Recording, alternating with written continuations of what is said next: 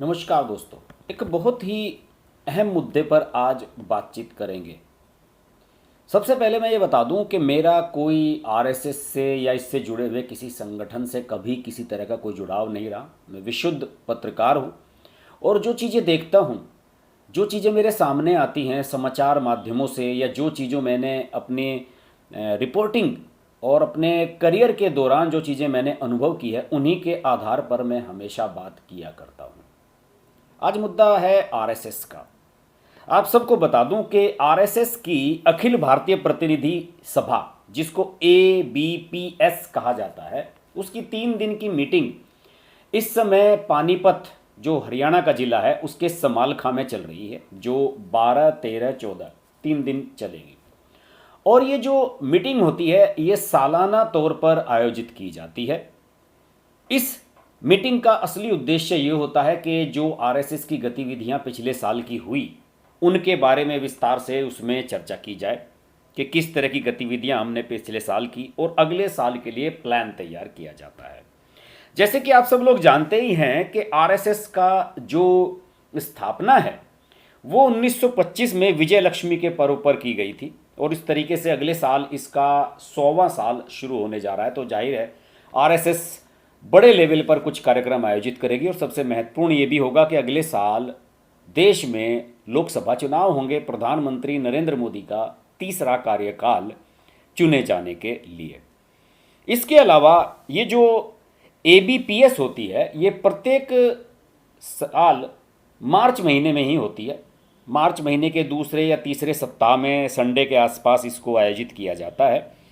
और इसमें जो इसका हिसाब किताब है वो कुछ इस तरह से बनाया गया है कि इसमें लगभग प्रदेश की जो सभी राज्य हैं उनमें जितनी भी आरएसएस की शाखाएं हैं जिला स्तर पर, उन सब के कम से कम एक एक प्रतिनिधि को इसमें प्रतिनिधित्व करने का मौका मिले। और जो अभी पानीपत में इस बार जो प्रतिनिधि सभा हो रही है उसमें लगभग 1400 डेलीगेट्स पूरे देश से एकत्र हो रहे हैं।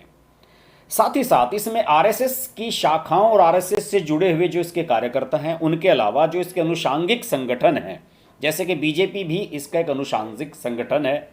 इसके अलावा विश्व हिंदू परिषद है, भारतीय मजदूर संघ है, भारतीय किसान संघ है, इन सब के कुछ प्रतिनिधि और अध्यक्ष वगैरह भी इसमें भाग लेते हैं। और बीजेपी के जो राष्ट्रीय अध्यक्ष हैं जेपी नड्डा, संगठन महासचिव हैं बीएल संतोष, इनके भी इसमें भाग लेने की संभावना है। अब जब तक मैं ये वीडियो बना रहा हूँ मैं उस समय तक की बात कर रहा हूँ कि अभी ये तय नहीं हुआ है कि कौन कौन लोग इसमें नजर आएंगे।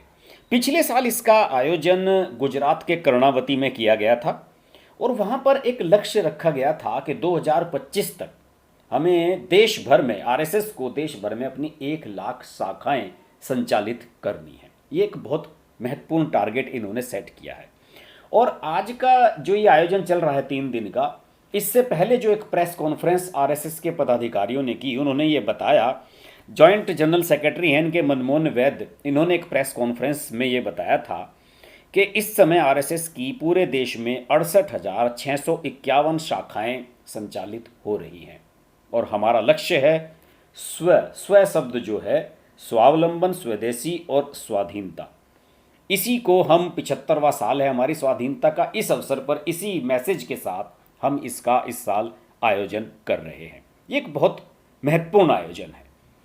आरएसएस के बारे में मैं आपको बताऊं कि ये जो कार्यक्रम है, इस तरह के कार्यक्रम पहले नागपुर में ही आयोजित किए जाते थे, लेकिन 1988 में एक नई सोच लाई गई कि इसका विस्तार करने के लिए, आरएसएस की विचारधारा को आगे बढ़ाने के लिए इसका आयोजन देश के दूसरे राज्यों में भी किया जाना चाहिए। हालांकि हर तीसरे साल इसके जो मेन चुनाव होता है, सरकार्यवाह जो जनरल सेक्रेटरी होते हैं उनका जब चुनाव होता है, जैसे दत्तात्रेय बोले हैं इस समय, उनका जब चुनाव होता है, यानी कि तीसरे साल वाला जो आयोजन होता है वो नागपुर में ही आयोजित किया जाता है, जो इसका मुख्यालय है। पहले ये सारी सभाएं हर साल नागपुर में ही हुआ करती थी। कई महत्वपूर्ण आयोजन हुए हैं, जैसे कि हाल ही में 2016 में राजस्थान के नागौर में जब इसका आयोजन हुआ था, उस समय बीजेपी की सरकार थी राजस्थान में, वसुंधरा की सरकार थी। तो उसमें एक बहुत महत्वपूर्ण फैसला लिया गया था कि आरएसएस की जो यूनिफॉर्म है उसमें खाकी निक्कर की जगह खाकी पैंट शामिल की गई थी। उसकी खास तौर से एक नई ड्रेस डिजाइनिंग बनाई गई थी, नया ड्रेस कोड बनाया गया था और उसको लागू किया गया था 2016 में। 2020 में जब इसका आयोजन बेंगलुरु में होने जा रहा था तो मैं आपको बताऊं कि उस समय कोविड आ गया था और प्रतिनिधि सभा का के में भाग लेने के लिए बहुत सारे लोग जुट भी चुके थे बेंगलोर में, लेकिन उस समय लॉकडाउन लग गया और फिर इसको स्थगित कर दिया गया था। दूसरे, इसके उद्देश्य के बारे में हम सब लोग जानते ही हैं कि आरएसएस का हमेशा से आज़ादी के बाद से खास तौर से कुछ लक्ष्य रहे हैं, जैसे कि राम मंदिर की स्थापना, जम्मू कश्मीर से 370 को हटाना, इसके अलावा जनसंख्या नियंत्रण कानून सभी धर्मों पर लागू किया जाए और यूनिफॉर्म सिविल कोड, समान नागरिक संहिता, ये सब इसके बड़े लक्ष्य रहे हैं। और इसमें देखिए दो जो उद्देश्य हैं वो बीजेपी इनको पार कर चुकी है, 370 और राम मंदिर, दोनों का ही काम पूरा हो चुका है। तो ऐसी स्थिति में ये चीज़ें भी स्पष्ट हो जाती हैं कि इसका जो राजनीतिक थिंक टैंक है, जो राजनीतिक शाखा है भारतीय जनता पार्टी, वो आरएसएस की आइडियोलॉजी को किस तरीके से फॉलो करती है, इसमें कोई बुराई भी नहीं है। और देखिए इस समय देश में चल क्या रहा है, देश में इस समय चल रहा है एक नैरेटिव क्रिएट करने का अभियान। हर कोई किसी ना किसी तरह का नैरेटिव क्रिएट करने का अभियान चलाए रखती है। जैसे कि बहुत लंबे समय तक कांग्रेस ने यह अभियान चलाए रखा कि आरएसएस के अनुयायी ने महात्मा गांधी की हत्या की थी। इसी के आधार पर जनसंघ को, जो इसका पूर्व नाम हुआ करता था, उसको बैन भी किया गया था, लंबे समय तक वो बैन भी रही। तो ये सब जो चीज़ें हैं, ये एक अलग अलग जनसंघ इसकी राजनीतिक शाखा थी उस समय। और जिस तरीके से नैरेटिव क्रिएट करने की कोशिश की जा रही है वर्तमान समय में, उसमें राहुल गांधी के लिए तो नरेंद्र मोदी से बड़ी दुश्मन उनकी आरएसएस है। उन्होंने तो ये भी कह दिया पिछले दिनों कि मैं अपनी गर्दन कटा लूँगा लेकिन आरएसएस के मुख्यालय में नहीं जाऊँगा। वरुण गांधी की हम कांग्रेस में इसलिए वापसी नहीं करा रहे हैं क्योंकि वरुण गांधी आरएसएस की तारीफ कर चुके हैं और आरएसएस का मुख्यालय नागपुर है, जो वहाँ पर जा चुके हैं। इस तरह की इतनी नफरत वो आरएसएस के प्रति दिखाते हैं। आप सब लोग जानते ही हैं कि मुस्लिम वोटों के लिए, वोटों के तुष्टीकरण के लिए राहुल गांधी ऐसा किया करते हैं। लेकिन ये लोग सही मायनों में, मुझे लगता है कि आरएसएस की जो आइडियोलॉजी है, जो कैरेक्टर है उसका, उसे समझने में हमेशा गलती करते हैं। और तरस तो मुझे जब आता है जब अखिलेश यादव जैसे लोग राहुल गांधी को फॉलो करने लगते हैं और आरएसएस पर हमला करने लगते हैं। अभी देखिए हुआ क्या है, आरएसएस की जो ये एबीपीएस शुरू हुई है पानीपत में रविवार से 12 मार्च से, उसमें पहले दिन लगभग 100 लोगों को श्रद्धांजलि दी गई।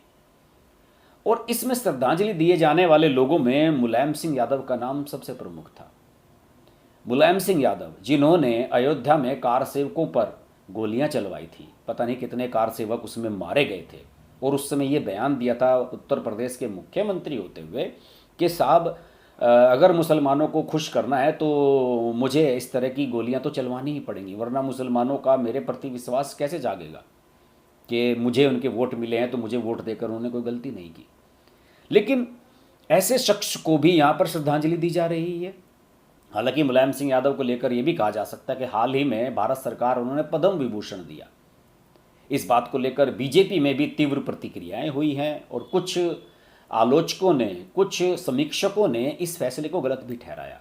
उन्होंने कहा कि बताइए, मुलायम सिंह यादव को तो पद्म विभूषण देने का कोई मतलब ही नहीं उठता, इससे बढ़िया तो काशीराम जी को दे देते। कम से कम उन्होंने दलितों के लिए अभियान तो चलाया। मुलायम सिंह यादव ने क्या किया है देश के लिए? दूसरी ओर अखिलेश यादव उनकी आलोचना करने लगते हैं, आरएसएस की आलोचना करते हैं, विश्व हिंदू परिषद की, बीजेपी उनकी आइडियोलॉजी पर चल रही है इसकी आलोचना करते हैं और आरएसएस पर हमला बोलते हैं, वही मुस्लिम तुष्टीकरण के लिए। लेकिन उन लोगों को अब इस बात पर भी अपना कमेंट देना चाहिए कि जब आरएसएस का आयोजन होता है और जब पूरे साल में जिन लोगों के निधन हुए हैं सभी वर्गों के लोगों को वहाँ समान रूप से श्रद्धांजलि अर्पित की जाती है और उसमें भी मुलायम सिंह का नाम आता है, तब इस पर भी इनकी कोई टिप्पणी आनी चाहिए। इसके अलावा शांति भूषण को श्रद्धांजलि दी गई। शांति भूषण जो प्रशांत भूषण हैं, जाने माने वकील, उनके पिता स्वर्गीय शांति भूषण जाने माने वकील रहे हैं, कानून मंत्री रहे हैं, और शांति भूषण जी को भी श्रद्धांजलि दी गई है। उन्होंने हमेशा बीजेपी और आरएसएस की विचारधारा का विरोध किया। जब आम आदमी पार्टी बन रही थी तो उसमें 1 करोड़ रुपए का चंदा सबसे पहले शांति भूषण ने दिया था, वो फाउंडर मेंबर थे शांति भूषण, उनको भी याद किया गया है वहाँ पर। दूसरे शरद यादव, समाजवादी विचारधारा वाले, जेडीयू के अध्यक्ष भी रहे हैं, हमेशा बीजेपी और आरएसएस का विरोध करते रहे, और बीजेपी के साथ नीतीश कुमार के चले जाने के कारण ही उन्होंने जेडीयू को छोड़ दिया था, अपनी राज्यसभा सदस्यता गंवा दी थी। इन सब लोगों को भी वहाँ पर श्रद्धांजलि दी जा रही है। दूसरे, अभी उड़ीसा के एक स्वास्थ्य मंत्री को गोली मार दी गई थी, पिछले दिनों हत्या हो गई थी उनकी, उन्हें भी वहाँ पर श्रद्धांजलि दी गई है। ये बात अलग है कि मोदी जी की माता जो है हीराबा, उनको भी श्रद्धांजलि दी गई, सतीश कौशिक को भी श्रद्धांजलि दी गई, फिल्म अभिनेता को, सभी को दी जाती है। लेकिन फिर भी मुलायम सिंह, शांति भूषण, शरद यादव जैसे लोगों को श्रद्धांजलि देना ये साबित करता है कि आरएसएस का कैरेक्टर कितना स्ट्रॉन्ग है। आरएसएस अपनी किसी भी मुद्दे को लेकर, अपने किसी भी कार्य प्रणाली को लेकर कितनी स्पष्ट है। अगर उन्होंने ये तय किया हुआ है कि हम हर साल इस सभा में जब पहला दिन होगा, पिछले साल दिवंगत हुई सभी आत्माओं को शांति के लिए उनकी प्रार्थना करेंगे, उनकी तस्वीरें लगाएंगे, माला चढ़ाएंगे, तो फिर उसमें वो भेदभाव नहीं करते, भले वो मुलायम सिंह यादव हों या भले कोई मुस्लिम नेता हो। मुस्लिम ने लोगों को भी कई को श्रद्धांजलि वहाँ पर दी गई है।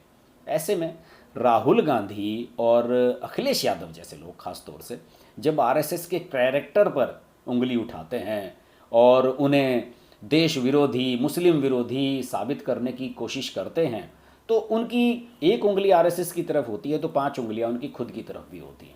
उन्हें खुद को भी ये सोचना चाहिए कि वो किस ग्राउंड पर खड़े हुए हैं और किन मुद्दों पर आखिरकार वो आरएसएस का विरोध कर रहे हैं। आरएसएस का विरोध करना केवल नरेंद्र मोदी का विरोध नहीं है। आरएसएस एक विचारधारा है, राष्ट्रवादी विचारधारा है, और जितना मैं समझा हूँ, मुझे कभी ऐसा नहीं लगा कि कोई सांप्रदायिक बयान इसके किसी बड़े नेता ने दिया हो या कहीं ऐसी कोई मैसेज देने की कोशिश की गई हो कि जाइए इसे मुसलमानों के खिलाफ है ये, या मुसलमानों के खिलाफ कोई ऐसा अभियान चलाया गया हो। मुझे तो कभी ऐसा कोई नज़र नहीं आया। इनका सिर्फ एक ही उद्देश्य है कि राष्ट्रवादी विचारधारा को लागू करना और राष्ट्रीय स्तर पर जो अपना राजनीतिक संगठन है बीजेपी, उसके माध्यम से अपने सभी वो गोल अचीव करना जिस पर आरएसएस का गठन किया गया था 1925 में।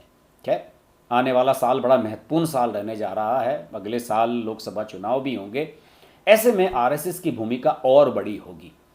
आरएसएस के बारे में मुझे लगा कि ये छोटा सा एक मुद्दा था, हालांकि इतना कोई गंभीर मुद्दा नहीं था, लेकिन फिर भी अक्सर जो आरएसएस को बदनाम करने की कोशिश करते हैं हमारे राजनेता अपना राजनीतिक माइलेज लेने के लिए, उन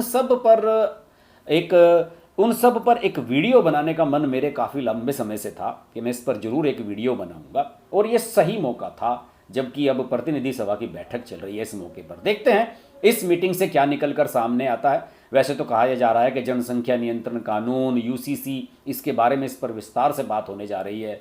इसके अलावा इस साल जिन प्रदेशों में विधानसभा चुनाव होने हैं, राजस्थान, छत्तीसगढ़, मध्य प्रदेश, तेलंगाना, कर्नाटक आदि पर, उन पर भी चर्चा होगी, और लोकसभा चुनाव 2024 के लिए भी लक्ष्य इसमें निर्धारित किए जाएंगे। देखते हैं इसमें क्या निकलकर सामने आता है।